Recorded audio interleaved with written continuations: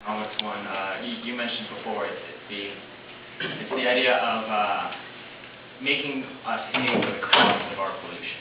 So actually putting a price on carbon, just on any pollution, on water, on toxification, acid rain, just making sure that we're paying the cost of our industrial growth.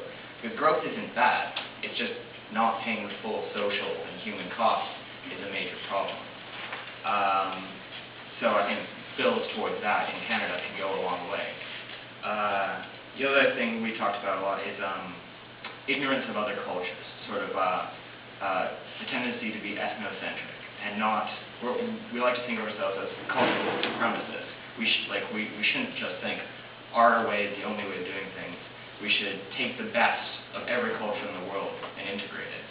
I mean, just because we may disagree with the Chinese human rights record doesn't mean they're also not doing very good things on the environmental side. So we leave the human rights and take their environmental program. And then sort of tied up in that is, again, we had water as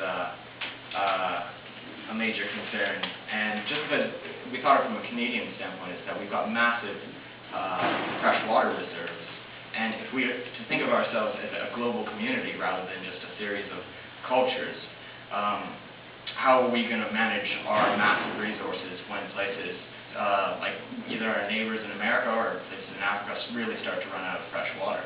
Are we going to use it strategically, or are we going to use it as part of the global community, or are we trying to hoard it? I mean, to my knowledge, there's not a lot of work in the government right now on any long-term program on how we're going to manage our water, especially in the global market.